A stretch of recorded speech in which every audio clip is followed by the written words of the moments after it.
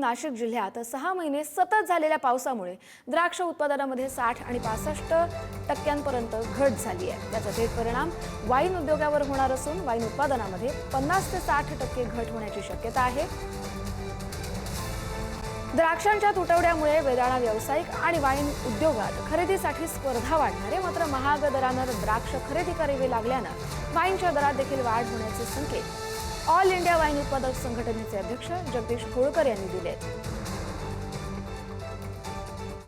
4 ते 65% या द्राक्ष शेतीचं नुकसान झालेलं आहे। ते तेवढं यील्डवरती त्याचा परिणाम झालेला आहे आणि त्याच्यापासून आम्ही टेबल ग्रेप्सपासून काही वाईन बनवतो। या वाईन निश्चितपणे त्याच्यापासून टेबल वाईन्स, RTD आणि त्याच्यापासून वाईन अल्कोहोलिक बेवरेजेस आम्ही काही बनवतो। त्याला संपूर्ण बाजारामध्ये चांगली मागणी वाढत आहे, परंतु त्याचा निश्चितपणे आता यावर्षी परिणाम हा जाणवणार आहे आणि मला वाटतं की त्याची एकतर द्राक्षाला आपल्याला जास्त किंमत देता येईल का, वाईनची किंमत वाढवता येईल का, ही वाईन आपल्याला कशी अवेलेबल करता येईल, ह्या सगळ्या स्ट्रॅटेजी आता वाईन उत्पादकांना हे करावं लागणार आहे।